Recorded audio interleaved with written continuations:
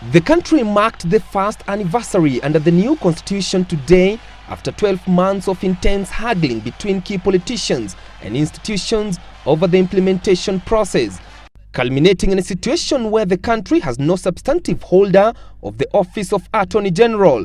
But according to Justice Minister Mutula Kilonzo, there was no cause for alarm as a new AG should be in office as early as Monday. And my worry was to wait until last night and have Amos Wako go home, and then at the same time not have an Attorney General. Because Parliament approved the nomination of Professor Githu Muigai as the next Attorney General, whose appointment now only awaits the President's assent.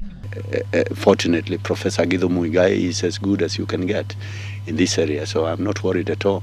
However, the implementation process has put Parliament and the Commission mandated to oversee the Constitution implementation process on a collision course after MPs rushed bills through so as to meet yesterday's deadline. Those in our position that were passed by Parliament yesterday were passed in fundamental violation of the Constitution, and in our view are irredeemably flawed. And we are going to court to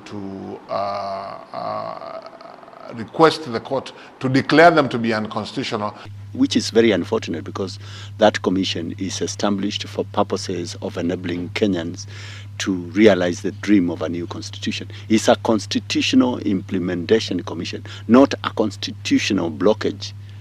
With Parliament having passed 12 constitutional bills over the last 3 days, Mutula is convinced that the remaining 22 bills, which have a deadline of 2, 3 and 5 years, can be debated and adopted by March next year if the bureaucracy in government is sidestepped.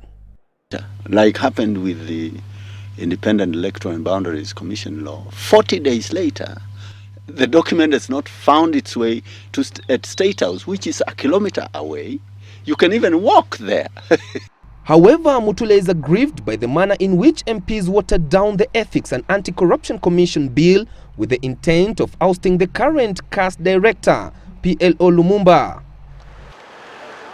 The next phase for the government beginning next month will be to roll out civic education to enlighten Kenyans on how the new set of laws will benefit them. Some of the 22 constitutional bills awaiting Parliament's approval include Freedom of the Media Bill, legislation on land, legislation on leadership, revenue funds for county governments, national security organs, and the process of removing a county governor from office, which must be passed by August next year. Thairu, Citizen Weekend.